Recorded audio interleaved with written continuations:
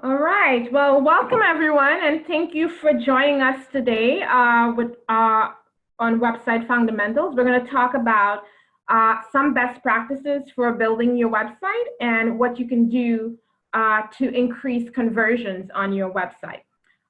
So today's agenda, we're going to talk about the basic elements of building an effective website. Then I'm going to share some tips for enhancing your website to increase conversions and some actions that you can utilize to improve your overall website performance. I'm going to try to take some questions as we go out, but I'm also going to leave some time towards the end if you have any questions as well. And feel free to enter your questions in the chat. Just hover over at the top to access the control and click the more button for the chat, and you can add your questions there. So who am I? My name is Nicole McCullum. I am a digital marketing instructor at Noble Desktop. I teach the digital marketing certificate, but includes digital strategy, of which website design is a part of that class. Also Google Analytics, search engine optimization, Google Ads, and social media. It is part of a 2-week digital marketing certificate that you can take at any time based upon your schedule. They're both day and evening classes. I also have 13 plus years experience in running my own web design and internet marketing company. And I'm a bona fide foodie. So one of the things that's getting me through our quarantine is thinking about all the places I plan to have brunch when this is all over, because I'm cooking my own food right now, which is not the best. Thank you again for joining us, and let's get started. So 75% of users admit to making judgments about a company's credibility based on their website design, according to a Stanford survey. So the reality is that your website plays an important role in determining whether someone buys from you or not. And when I speak to business owners, usually what they focus on is driving more traffic to their site. They're always thinking, how can I get more traffic? And I always like to focus on how can we get this website to perform better? Because if you can get your website to perform better, you'll be able to increase the amount of leads and sales that you're able to generate through your website. But if you continue to send traffic to a website that's performing poorly, where you have a low conversion rate, and conversion rate is the percentage of people that actually takes action on your site, a desired action, and that action could be for them to make a purchase, it could be for them to download a white paper, it could be for them to subscribe or sign up, right? So you want to get more people taking action on your site. And generally across websites, there's about a 2% on average conversion rate, but you can also look to see what the conversion rate is generally for your own industry or vertical that you're in. And the idea is that you want to make sure that your website is converting at a high rate before you focus on driving more traffic. Of course, if you're not getting a lot of traffic to your site right now, then you want to be getting some traffic so that you can be able to measure your conversion rate. But generally, most of the websites that I deal with, one of the challenges, they're getting traffic, but they're not converting. And so usually you want to focus on increasing that conversion rate. So according to an e-consultancy report, for every $92 spent on acquiring prospects, only $1 is actually spent on boosting conversions. So what that means is that a lot of businesses, a lot of website owners are leaving money on the table because they're not focused on improving conversions. And if you continue to pour water into a leaky bucket, it's not going to hold very much water. And so it's the same philosophy of your website. You want to make sure that your website is not losing conversions as you work on it. So this is the case for increasing conversion. So if you have 1% conversion and you generate around $9,600 in revenue based upon that conversion rate, a 1% conversion rate, if you're able to increase that conversion just by 1%, you can significantly increase your revenue just by increasing your website conversions without even sending more traffic to your site. So assuming you have the same amount of website visitors and you're simply working on increasing conversions, just by doing that, you can see a huge increase in your overall revenue. So that's why the nature of my web design business is we specialize in website redesigns, and that's a main focus of ours. How can we increase conversions? I'm just going to check to see if there's any questions here. So if you're not hearing the audio, you might want to consider calling in, using the call-in number to call in. That might have been included in the email that you got with the information for today.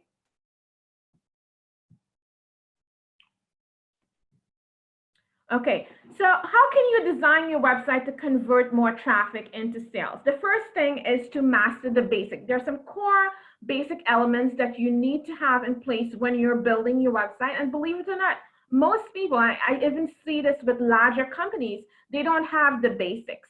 And it starts with a professional design. So you want to make sure that you have a professional design. We've heard the saying that first impressions matter.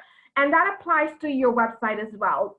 The appearance of your website, how your website functions can be a difference between acquiring a sale or losing a potential sale. Users typically expect for your website to have a clear and simple design that's typical of your industry or your vertical. So, for example, they expect for your logo to be in the upper left corner, right? These are standard design conventions that people naturally gravitate towards. So if you have an e-commerce site, they expect to see a shopping cart icon in the top right, because without even thinking about it, that's where we tend to click. So we want to make sure that we are keeping to these design conventions that people have come to be has gotten comfortable with and known for, right? When you don't utilize design conventions, it creates confusion, and that's when people start abandoning your website, and that's when you start having a negative impact on your conversion rate. You also want to make sure that you're utilizing relevant banner images on your site. So generally, this is referred to, this banner image, you can see me moving my mouse around, is referred to as the banner image or the hero image. And it's one of the best practices using design trends to have a banner image on your site. What I want you to do is make sure that that banner image is relevant to the product or service that you're selling. So I'm using this image of True Vanny, and they sell supplements and protein-based powders. And notice they have pictures of that specifically on their site, right? Showing you what the packaging looks like so you can get an idea. And so that the visitor can know exactly what the site is about when they land on the website as well. Now, if you don't have pictures of your products, you can also use images that represent your buyer persona, right? So what it is, the message that you're trying to communicate, you want when people look at that image that they can have a pretty good idea that this is what this site is about. You've heard the saying, like, a picture is worth 1,000 words, right? So you want to make sure that that image is clear. If you can use images based upon the products or services that you're selling, you can do that. You can also use stock images. Most people aren't a big fan of stock photos, but you can utilize stock photos from sites like iStockPhoto and Deposit Photos, for example, and Shutterstock. They all offer royalty-free stock photos that you can use on your site. The other thing that you want to make sure is that you're using a seamless navigation. So your website navigation plays an important role in determining whether or not website visitors can find what they're looking for on your site, right? So your navigation needs to be clear, it needs to be concise, and it needs to be descriptive in telling people exactly you know, what they're going to find when they click on that page, for example. If it's not, then it leads to frustration and it leads to people leaving your website. So generally for a seamless navigation, you want to have anywhere from maybe 6 to 9 menu tabs at the top, and you want to put your most important menu tabs at the top because that's what people are going to focus on. If you have a large website, you want to put your secondary navigations in the footer, right? So that it's your most important menus are able to be found by the people landing on your website. The other thing is that you want to make sure that people can find the pages on your site, or they can get back to the home page from any page on your site that they're located on. So generally, you want it to be where someone doesn't have to click more than 2 or 3 times to get to a page. And by the way, we in SEO, because I teach SEO as well, we call that click depth. And the more clicks to get to a page, the harder it is for search engine spiders and bots to be able to find those pages and index it, unless it's in like a sitemap. So you want to make sure that you're keeping your navigation, your click depth at least 2 to 3 clicks at the most. You also want to utilize breadcrumbs.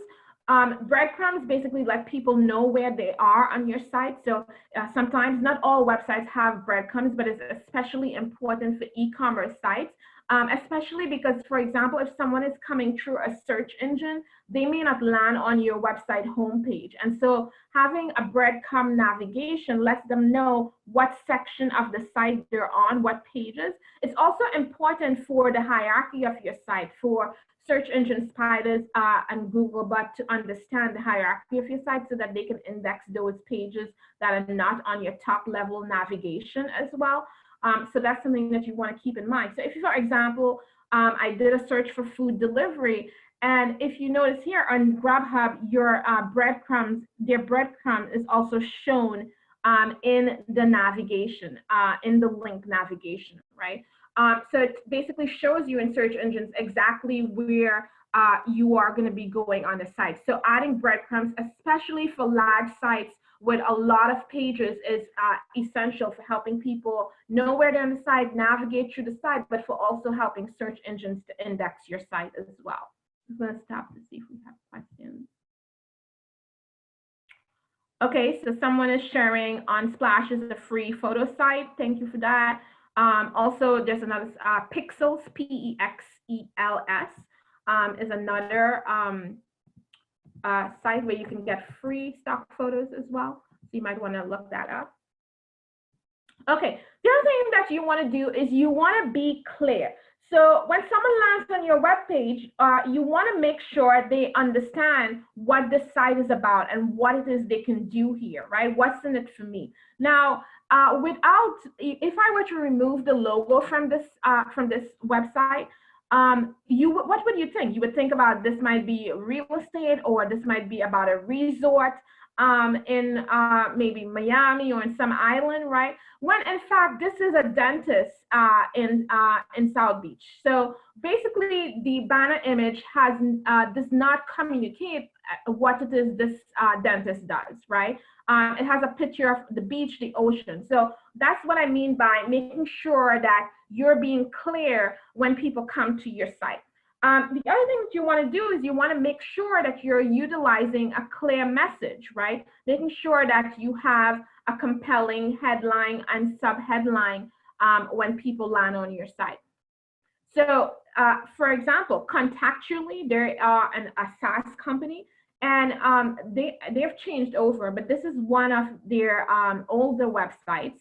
And as you can see here, they have their value proposition clearly stated above the fold when people land on the site. And above the fold, I mean, you don't have to scroll in order for you to see the message. You can see the message at the top. And their value proposition, which is essentially the promise of what they're going to deliver to their target audience. It has maximize your network ROI, return on investment, more referrals, more repeat business. So they're saying, if you use our tool, you're going to be able to get more referrals and more repeat business, right? And then it goes on in the subheadline to say, Contactually helps businesses follow up with the right people at the right time to maximize relationship return on investment. This is a very good value proposition. So you want to have, when people come to your site, you want to let them know right away what is the benefit they get from using your products or services. And the other thing is that now your homepage is usually trying to do a lot of different things because you're driving a lot of different buyer personas to your homepage. You're driving prospective customers, you're driving customers, you're driving potential employees. So there's a lot of things your homepage generally try to improve.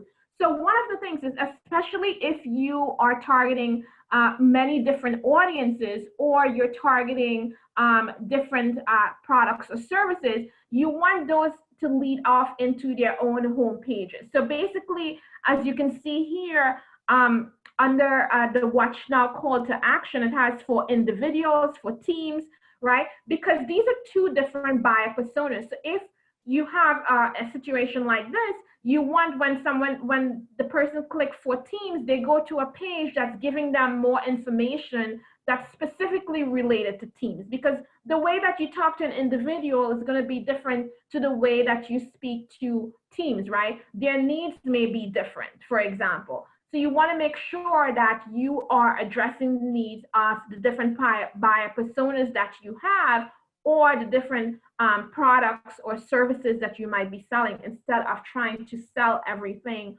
on one page. I hope that makes sense. I'm going to stop here just to see if anybody has questions.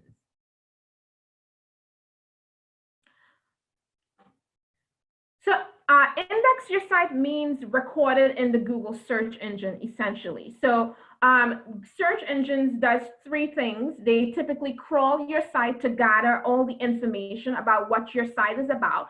And then they place that site into their index, which is much like a filing cabinet, so that they can later retrieve the pages based upon what people are searching for. So I hope that answers your question. So I talk a little bit about landing pages. This is more of just covering the basics. Generally, we have a class, a website class that goes more into details based on home pages, product pages, and service pages. But if you have a specific question, I'm happy to answer that question for you.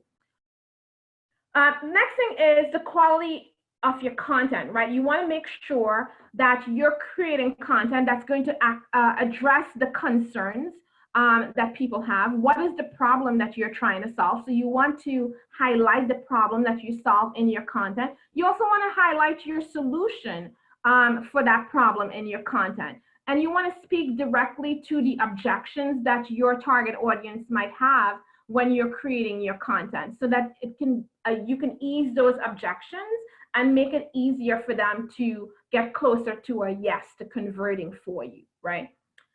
The other thing that's really important is having a clear call to action. So a call to action basically lets people know what's the next logical step that they should take on your site. So for example, here on the Tata Happy Skincare site, you have add to bag, which is the call to action. Typical call to actions can be buy now, request a code, schedule an appointment. Of course, the call to action is going to be different depending on the business that you're in. So for example, for Noble Desktop, their typical call to action might be register now or sign up now, right?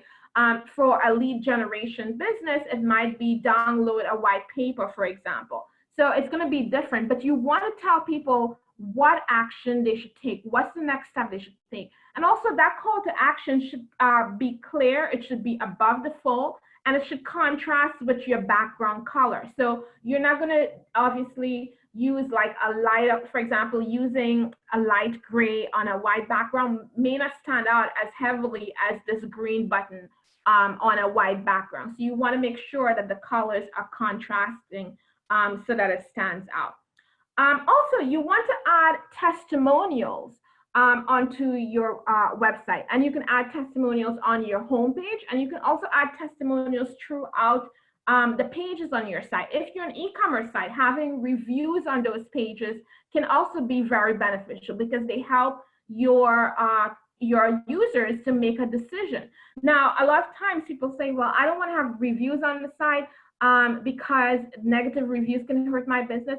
Really, negative reviews, studies show that if you have perfect reviews, if you have all 5-star reviews, people are less likely to trust those reviews So if you have reviews where maybe there is a 4.5 or 4.7 and you have some negative reviews, it can actually help you because it actually will help educate your audience and will actually help them to see how you respond and how you handle customer service as well.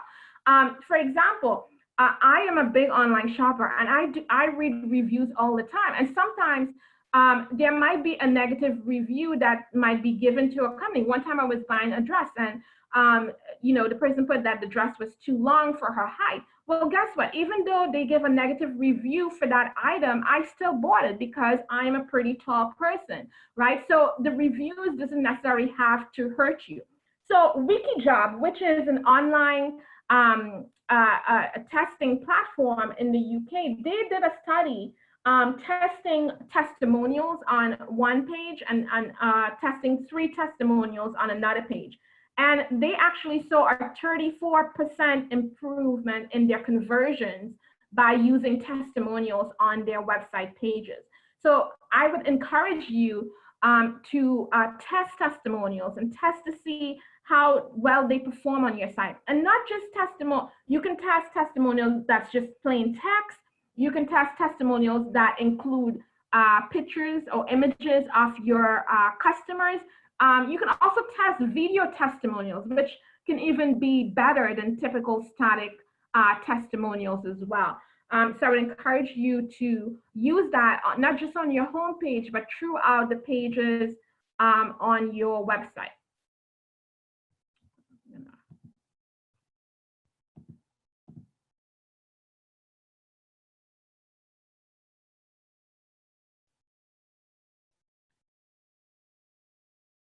Yeah, so if you can get a picture and the testimonial, of course, of a real person, then that increases your credibility, right? And if you can get a video, even better. So I would encourage you to look at that. Also, provide social proof. So if your company's been mentioned in the press, if you have products that has been rated the top products, you can add those logos onto your website, like featured in, for example. So for example, on my site, I've gotten press and like Inc.com and Forbes Business and things like that. And I have that included on my website. That adds to your credibility, right? And it makes it easier for people to do business with you, especially if you're a startup company. That can go a very long way. The other thing that I encourage you to do is offer a guarantee. So this NYC steam cleaning, I was looking to get my carpets clean around the holidays, and I came across NY Steam Cleaning, and I was very impressed with their website. They had a very nice professional website. But one of the things that really made me go with them is the fact that they offered a 30-day guarantee, that if I wasn't happy with the cleaning, that they will return at no charge and no obligation and clean the carpet. Now, that is a strong guarantee. It means that, you know, they stand by their work, right? And that eliminates objection from people buying from you. And it also gives you a competitive advantage over your competitors. And for example, this doesn't necessarily have to be a refund or a monetary. It could be a happiness guarantee, right? It doesn't have to be something that costs you a lot of money. It has to be something that your target audience find of value. So for example, for Noble Desktop, they offer you 6 months free retakes. And because of the interruption, according to the COVID virus, you're going to be able, they've extended that up until a year, right? So they're removing any hesitation that you might have if you take an online class, because you might have really wanted to take an in-person class. You can come back anytime within a year and retake that class at no additional charge to you. So these are the type of guarantees that I talk about specifically. So even for me in my own business, I was just speaking to one of my prospects a couple of days ago, and I said to them, listen, we guarantee our work. If there was something included in our deliverables and it's not working, we will fix it at no charge for you, because that is our promise of what we were going to deliver from the beginning, right? So think about how you can offer some sort of guarantee to your target customers. The other thing is that you want to ensure that your site is mobile friendly. So I was consulting with a very large company, and one of the things I noticed is that they had twice as much traffic coming in on their mobile site, but their mobile site was converting at 50% less of their desktop.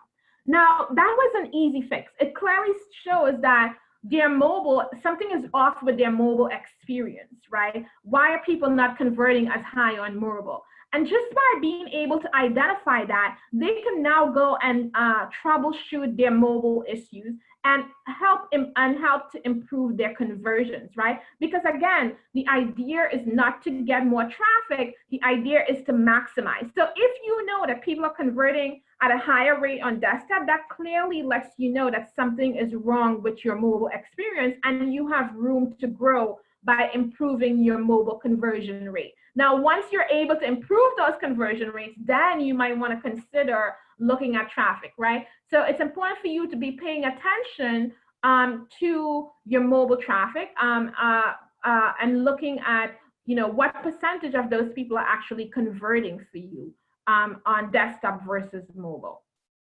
And these can also give you really quick wins as well. The other thing that you want to pay attention to is the speed of your site. How fast does your site load? Most of us, we are not going to sit and wait for our website to load, right? According to a study by Akamai, a 1 second delay in page load time yields 11% fewer page views, 16% decrease in customer satisfaction, and a 7% loss in conversions, right?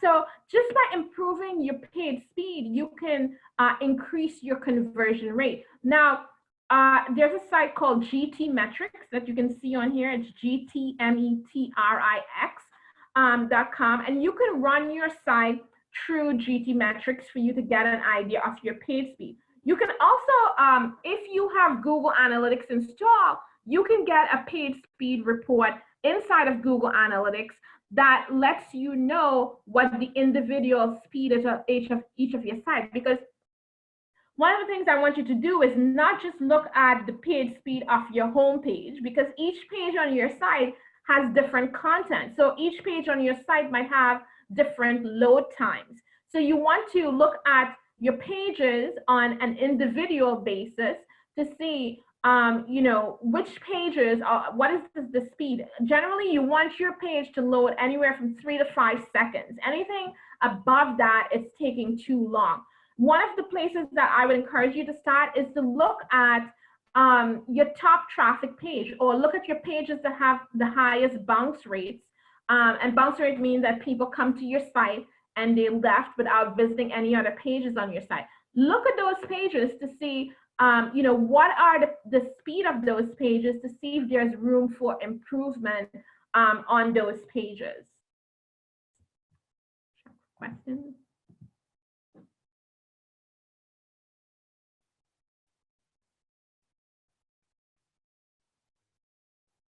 Okay. Okay, the next thing is to make your website secure. So this is NYU's website, and as you can see, if I pull it up in a Chrome browser, for example, it shows not secure, right? You will think that NYU would have a secure site. But believe it or not, even some large companies haven't taken the step to secure their site. And so how do you do that? You do that by adding an SSL certificate to your website. You can purchase an SSL certificate through your web host company, and you will need to migrate your site from an HTTP protocol to an HTTPS protocol. So typically when you go to a site and you pull up that link, it generally says HTTP or HTTPS. And this is something your web developer will have to do, but I'm just letting you know that this is something that you want to take action on your site, because most of us are not going to visit a website that says not secure. Now, most people probably would go to NYU site because they're a recognizable name and they have a certain reputation and credibility.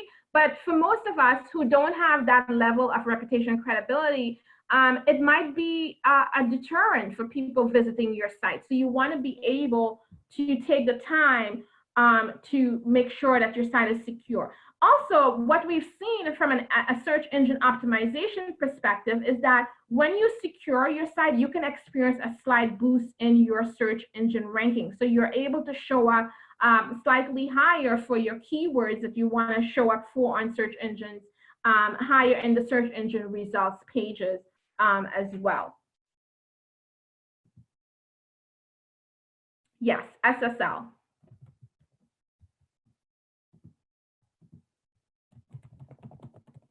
And SSL is purchased through your hosting company. And SSL stands for Secured Socket Layer. And basically what that means is that it encrypts the information from the time someone pulls up your website or enters your website into a browser to the time the website loads. It encrypts that information so that your site becomes more secure, right? And it protects information of your users. Now, I'm going to also share some tips for you to enhance your website. So the first thing is you want to make sure that you have an easy checkout process if you have an e-commerce site. So one of the things that drives me absolutely nuts when I'm doing online shopping is websites that force me to create an account. You want to avoid doing that because that studies show that it decreases your conversion rate and increases your website abandonment rate. So you want to give people the option to check out as a guest as opposed to forcing them to create an account. The other thing is that you want to avoid any surprise charges that might come out in the checkout process, for example, right? And you want to keep your fields that you're requesting in the forms at a minimum so that it's easier for people to check out. Now, for every additional field that you add, you're going to see your conversion rate is going to decline, is going to drop because it's going to take longer for people to fill that out. That is why if you've ever shopped on Amazon, they have a one-click checkout because it improves their conversion rate. So try to make your checkout process, if you have an e-commerce site, as simple as possible. Now, if you don't have an e-commerce site and you have a lead generation site, the same thing. You want to ask for the most, if you're collecting people's name, phone, email, you want to collect some data on them, you want to ask for the most pertinent information. I, for one, tend to just want to get a name, a phone, an email. And once I get that, I have the valuable information that then I can follow up with that person, right? Some of you may want to pre-qualify them by, asking a budget amount or asking company revenue or maybe a company title. One of the things I'm a big fan of is getting that crucial information up front, the name, phone, and email. And then once that person submits that, on the next page, now that they've given you some goodwill, on the next page, you can ask them for some more information that you might want to collect, right? Because now you have their contact information. So even if you don't get that information, you can follow up with them and then you can collect that information. Another good thing for you to do is when you're designing your forms, it's better for you to put the field names of the form above the fields as opposed to putting the field names inside the field, because then once someone puts their mouse into that field name disappears, and then people might get confused as to what was I supposed to enter into this field, right? So these are just some best practices that you can use for designing your checkout process and for designing any forms that you might have on your website. The other thing that I want to encourage you to do is optimize your thank you pages. This is something else that most people don't take advantage of, right? So on this page, as you can see, it just says, thank you for your donation. Your donation is complete. But if I, was working on the site I would, for example, if it was a one-time donation, I would say, well, perhaps now you want to subscribe to a monthly donation, or maybe you want to share some information of, how your donation is going to impact people, how many people it's going to help, or encourage them to share that page, right? So one of the things I was impressed with that Noble is doing is when I signed up for one of their free seminars, I noticed right away that they had thanks for registering, tell your friends and colleagues. And then it says share on Facebook, share on Twitter, and see more free seminars. Now, this was the see more free seminars, I thought was absolutely great because it also made me click that button again to see, what else might I be interested in, right? And it keeps me longer on the site as well. Learning more about what Noble Desktop has to offer. So these are little things that can make a big difference in your conversions and expanding your reach as well. I'm going to share some other scenarios of where you can also, when people fill out a form, how you can add things on your site. So for example, on this here, this is thanks for starting the conversation. Here's what will happen next. So it's telling people, what is going to happen next. One of our engagement consultants will get in touch with you, for example. So it's setting expectations. So this is a great way to set the tone and to also build on the goodwill that you've just gotten. When someone downloads a lead magnet, so for example, Punchbowl is an online site where you can create invitations and things like that. So when I downloaded this report, how brands can create fabulous content for moms, it immediately tells me, I can share it on Twitter, I can share it on LinkedIn, and guess what? If people are sharing it, you are expanding your reach. You're reaching more people, and you're not paying anything extra for it, right? So these are all little things that can add up to big wins for you, and quick wins as well. And then this one, finally, it's someone makes a purchase and they show you a picture of what you purchased, and they also tell you to share it on different sites. And Amazon does a great job with this because they also tell you, well, perhaps you might be interested in these other products, or right.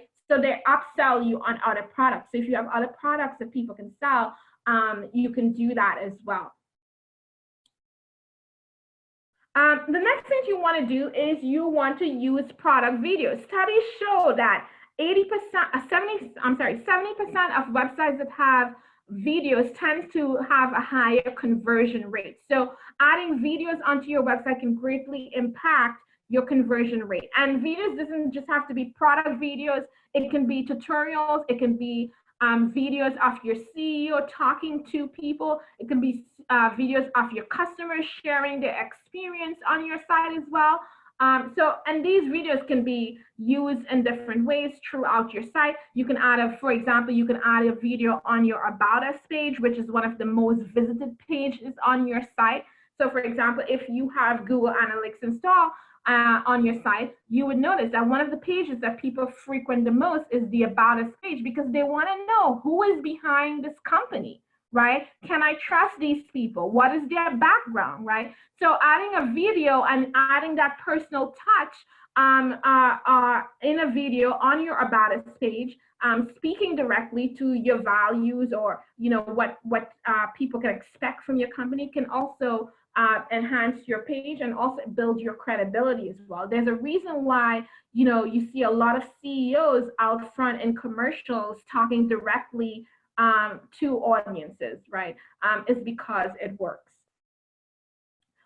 This is New York Scene Cleaning again, and sharing my experience again. I called the number and it went to voicemail, and I didn't want to leave a message because I didn't want them saving my number and calling me back if I didn't decide to go with them. But I had a question, and so I went to the chat and I asked my question, and I was able to get it answered. And I ended up, as I said, hiring them, and I've actually used them since December. I've actually used them a couple times already. Adding a live chat to your site can save someone from leaving if they had a question that was not answered in your content, because people may not want to take up the phone to call, they may not want to be placed on hold, and so having that service can benefit you greatly. In fact, websites that have live chat are 82% more likely to convert visitors, right? One thing I'm going to tell you is that if you're going to use a live chat on your site, make sure that you have someone that's going to be monitoring it. and make sure that you have the hours that it's available on your site. And also, I would say leave the chats static so that people can access it if they want to, instead of just having it pop up, after a certain time or in a certain page. It can become kind of spooky. We all, are wary about privacy issues and things like that. So I would encourage you to leave your chat and let it know that it's visible. Generally, the chat is in the bottom right-hand corner of your site. It's where people expect it to be. It's where people, look for it, for example. So you could, this is another way. And one of the great thing about this is that adding a live chat to your site is really not that expensive. There's a company out there called Live Chat, and I think it's about $20 per month for you to add this feature onto your site. So you can consider that as well.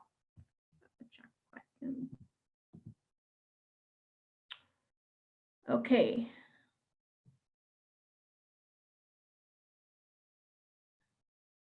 What about encouraging people to create an account and offering benefits? That can work if the benefit, again, is of value to them. But you have to really ask yourself, like, what is the major benefit of getting people to create an account? Because if they are making a purchase on your site, you're going to get their email and contact information anyway.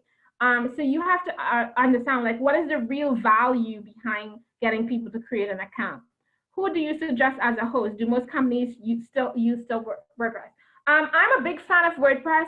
Most of the websites that I build are in WordPress because one of the things that I do is SEO, and it's very helpful from that standpoint because there's a plugin for just about everything that you can do. So, for example, I talk about improving your website speed, and one of the fastest way to improve your website speed is to compress your images. And in WordPress, you have a plugin that you can use to compress your images, right? Without needing to go back to a web developer or without needing to code anything. So I recommend WordPress. I have, this is my second business, and I've used GoDaddy since 2004 as my web host. There are other web hosts out there like WP Engine if you're using a WordPress site, but they tend to be more expensive. I like GoDaddy because they're inexpensive and they do have 24-hour support, which is really important.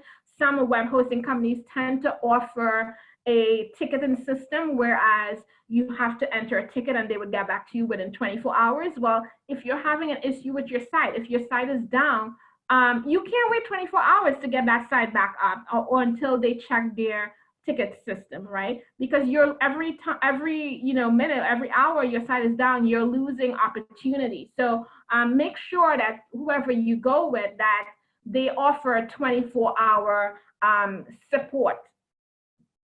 Okay. And would you look for service that would hit and provide marketing features like email services?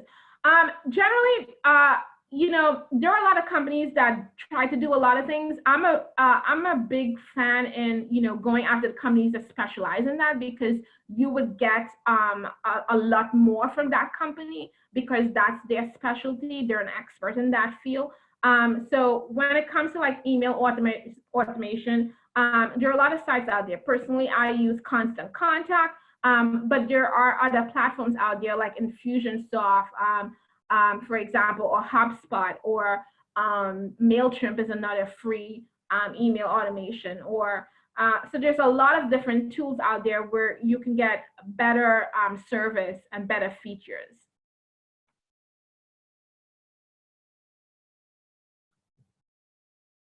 I've heard good things about Bluehost. I've never actually used them myself, so I can't really speak to that.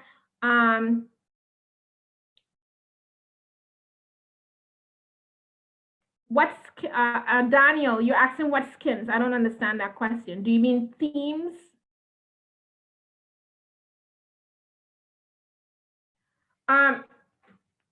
So Colibre is one of another website themes that you can use.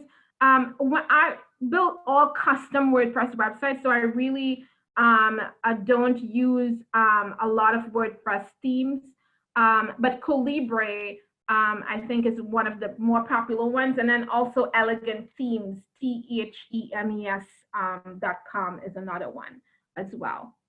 But you, and I know Noble Desktop offer custom WordPress website design. You don't necessarily have to use a theme. A theme is essentially a template, right? And if you use that theme, other people can use the exact same theme as you have. So if you wanted to get a custom site, you can design a custom site in Photoshop, for example, and convert it to HTML, CSS, and then put it on WordPress as a content management platform, which is what we do.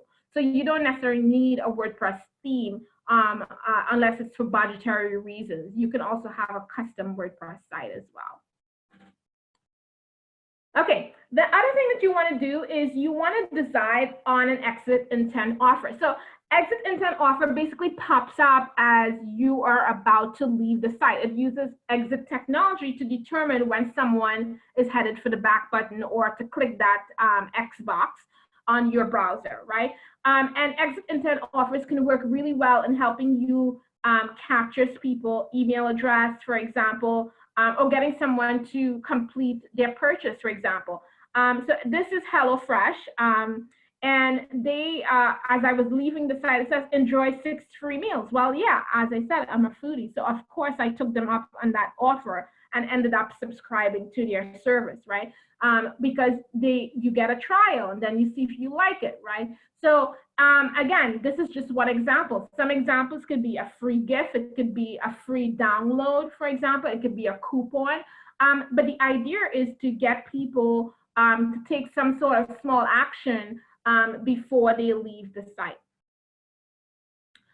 So what do you do after you have mastered the basics? So as I mentioned before, the first thing is you want to make sure that you're tracking your website activity because you cannot improve what you don't measure. So if you are just sending traffic to your site and you're not measuring your website performance, then you're not going to be able to improve that performance. So you want to make sure that you have tracking set up on your site. Now, there are different forms of tracking, but by far, one of the most widely used online tracking is Google Analytics, right?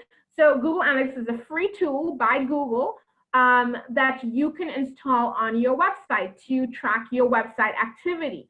Now, when you set up Google Analytics by installing the tracking code, it's going to start collecting data from your site. But to really get the full power of Google Analytics, you're going to need to set up what we call conversion tracking, which in Google Analytics is referred to as goals, right? You're going to need to set up goals based upon the actions that you want people to take so that you can then be able to measure your conversion rate. You can then be able to see, for example, which pages are converting or which offers are converting the best for you. And then if you have an e-commerce site, you have to take an additional step and you have to set up e-commerce tracking on your site. I know we do have a Google Analytics class coming up where we're going to cover some of the basics, but we also have a full 2-day class on Google Analytics that goes through all the setups that you need to have in place in order for you to access the data that you need to analyze your site effectively.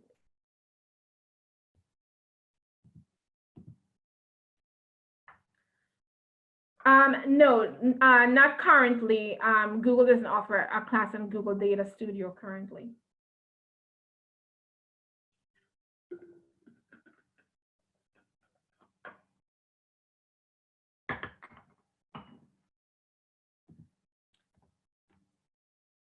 Okay, so once you have Google Analytics set up, one of the things you will be able to determine is if you're attracting the right visitors to your site.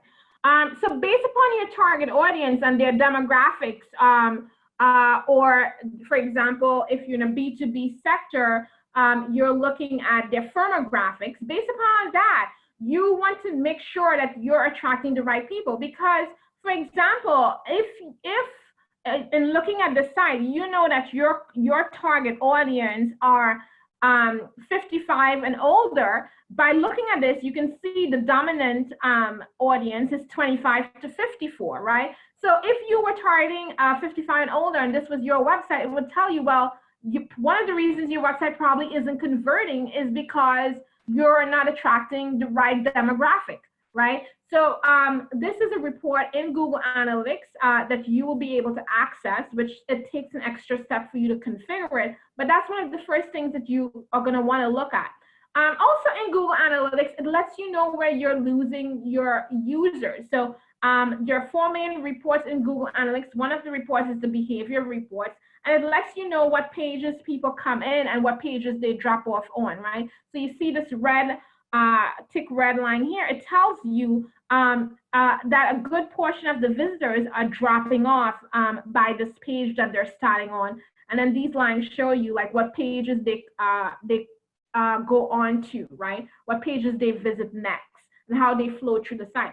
This is important because if you see that there are pages where people are dropping off, you want to look at ways that you can improve the flow of those people.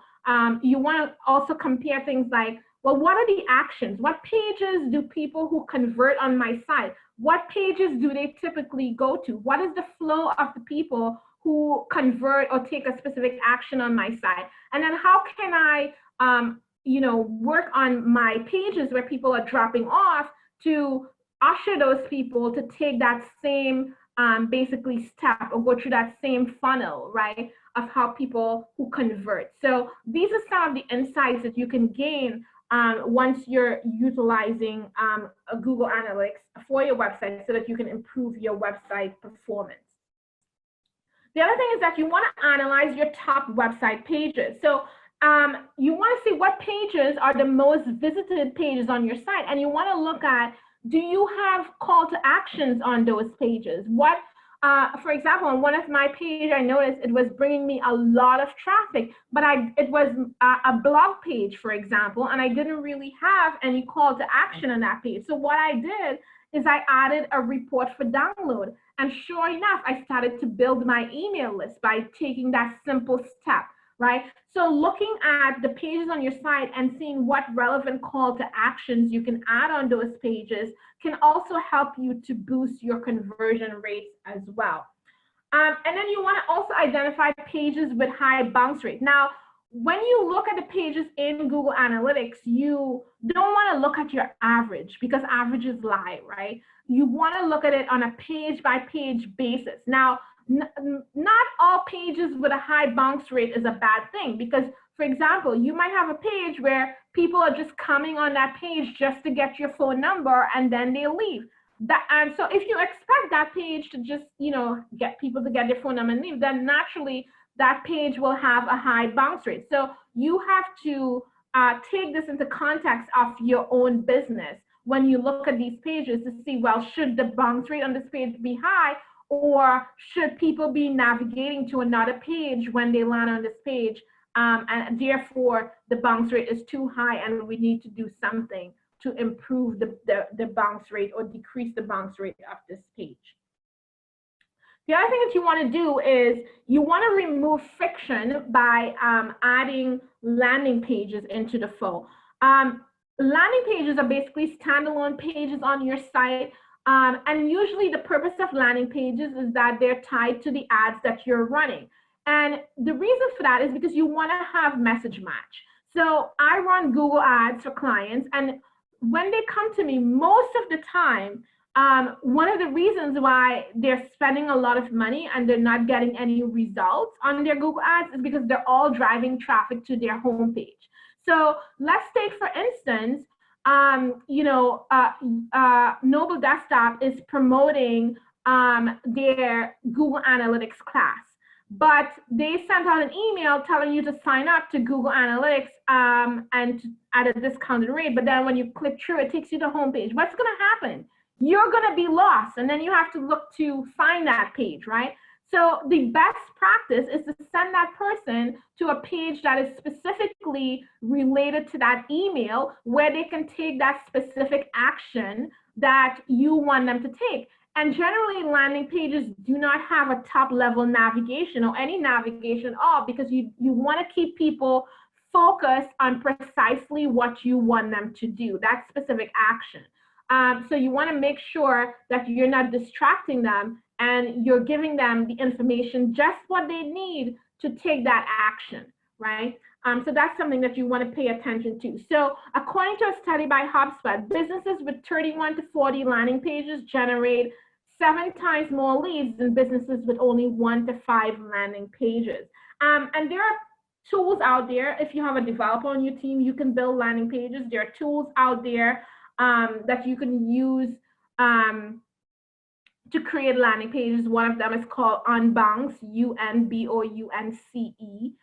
There's also Lead Pages, which allows you to create fast landing pages at a high rate pretty quickly. So you don't have to wait like on a web developer for you to be able to create those pages. And then you also want to implement, if you're an e-commerce site, you want to implement a cart abandonment strategy, right? So 70% of people that visit your website will abandon your shopping cart for a number of reasons. And so you want to have a strategy to bring those people back to your site. By the way, on average, less than 10% of people that visit your site is going to take action right away. So you need to find a way to stay in front of those people and nurture that relationship.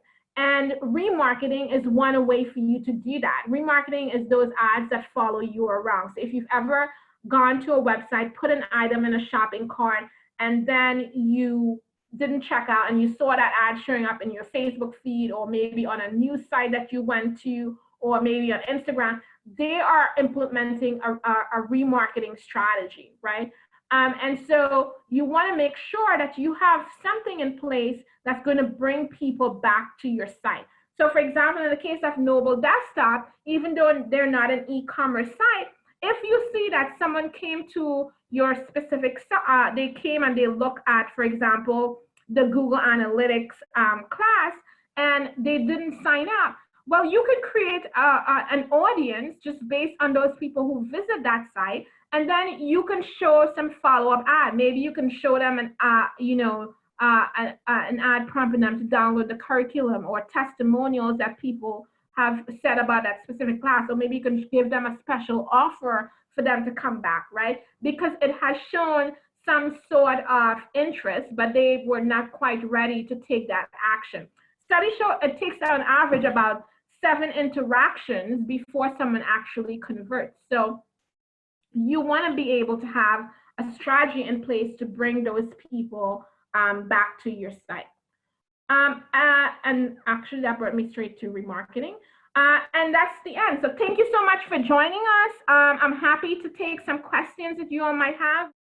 Thank you all for your kind words. Could you cover how to increase conversion rate for a blog site that doesn't have any its own product? So Katie, what exactly is the action you want people to take on your site? So most blogs, the number one action is trying to get people to subscribe to their email list, right? Because you can, as the saying goes, there's money in the list. So if you build a list of followers, you have something you can then later, offer them, or you can sell advertisement, right? So making sure you have a subscribe to blog on your site, making sure that you have, be the first to know to get our latest blog post delivered to your inbox, for example. So I once was on a site that talks about, a blog site that talks about patterns, and they were basically offering you a list of 5 patterns for free that you can download. So that's one way.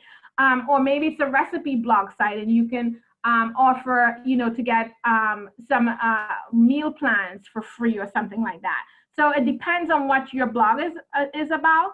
But usually most blogs are centered around getting people to join their email list or getting their email address, especially if you don't have a physical product.